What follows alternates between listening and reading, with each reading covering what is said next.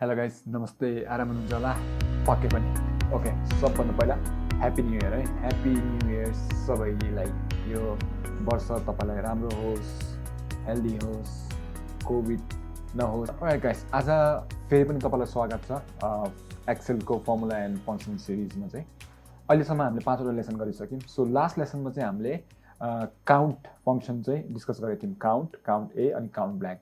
Okay, अब आजको दिन चाहिँ हामीले केमा फोकस गर्छौँ भन्दाखेरि चाहिँ काउन्ट इफ। सो काउन्ट गर्ने तर विथ कन्डिसन है। So we will count based on some condition or criteria है। कसरी गर्ने त? ओके, सो मसँग यहाँ एउटा स्याम्पल एक्सेल फाइल छ। अलराइट, सो काउन्ट इफ अघि नै मैले भनिहालेँ, काउन्ट गर्ने on the basis of a condition होइन। So alright, so count if गर्नको लागि फर इक्जाम्पल एउटा कन्डिसन बनाऊँ। पहिला एउटा कन्डिसन 1। मेरो कन्डिसन के हो? Count the number of employees who are female है। सो फिमेल जेन्डरको एम्प्लोइज कतिजना छ भनेर हामीले पत्ता लगाउनु पर्यो। ओके, सो त्यसको लागि चाहिँ हामी कुन चाहिँ फर्मुला युज गर्छौँ, फङ्सन युज गर्छौँ? Count if. So equal to count if. त्यो गर्ने बित्तिकै के आउँछ? रेन्ज आउँछ। पहिला रेन्ज दिन पर्ने हुन्छ अनि त्यसपछि क्राइटेरिया। सो हाम्रो यहाँ रेन्ज कुन चाहिँ हो? हामीलाई चाहिएको के हो? जेन्डर हो होइन। सो रेन्ज हाम्रो कुन चाहिँ हुन्छ? यो हुन्छ है त होइन। त्यसपछि कन्डिसन के हो हाम्रो? फिमेल हुनु पर्यो।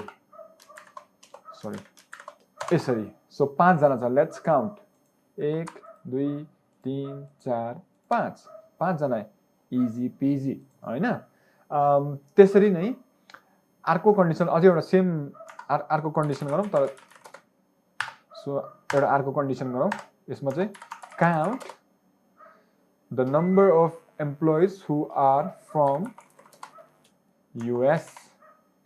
सो त्यसको लागि चाहिँ again equal to count if start. Range चाहिँ कहाँ हो? यसपालि चाहिँ हामीले चाहिँ कन्ट्रीमा हेर्ने हो। सो कन्ट्रीको लागि सेलेक्ट गर्नुहोस् यो रेन्जलाई। अनि हाम्रो भ्याल्यु के हुनुपर्ने हो? के सर्च गर्नुपर्ने हामीले? युएस ड्याङ्गा। सो 4 वटा एम्प्लोइ चाहिँ युएसबाट रहेछन् है। ओके, सिम्पल थियो। अब अलिकति लेभल अप गरौँ है त। Level up in a sense more than one condition है। So count the number of एम्प्लोइज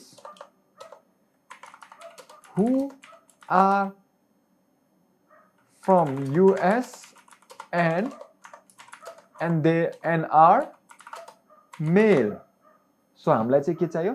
so हामीसँग यहाँ दुईटा कन्डिसन छ है।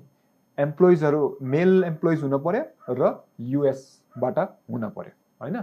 सो त्यसको लागि again equal to count if चाहिँ होइन, रिमेम्बर दुईटा कन्डिसन।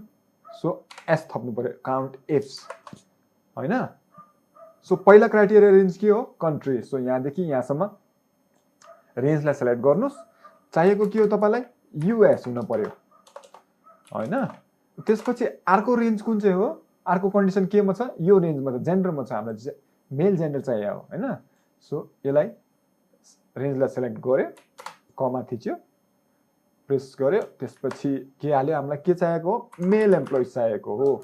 डबल कोटेसनमा हाल्यो, ब्र्याकेट क्लोज गर्यो र एन्टर थिच्यो। 2 जना मात्रै रहेछन्। सो युएसमा 1 जना मेल यहाँ, 1 जना मेल यहाँ। सो 2 जना मात्रै रहेछन्। सजिलो थियो? एकदम सजिलो। सो यदि तपाईसँग एउटा भन्दा बढी कन्डिसन छ भने चाहिँ काउन्ट गर्नलाई चाहिँ you will have to use count ifs है। सो एउटा मात्रै छ भने काउन्ट इफले काम गर्यो, एउटा भन्दा बढी छ भने काउन्ट इफ्स युज गर्न पर्यो। सिम्पल थियो, एकदम सिम्पल थियो। अलराइट गाइस, आई होप यो भिडियोले कुनै हदसम्म तपाईँलाई हेल्प गर्यो होला। यस्तै खालको एक्सेलमा कुनै कन्फ्युजन, कुनै केही कुरा सोध्न मन लाग्छ भने please let me know. Thank you very much for watching. Take care, stay safe, and once again, Happy New Year. Bye.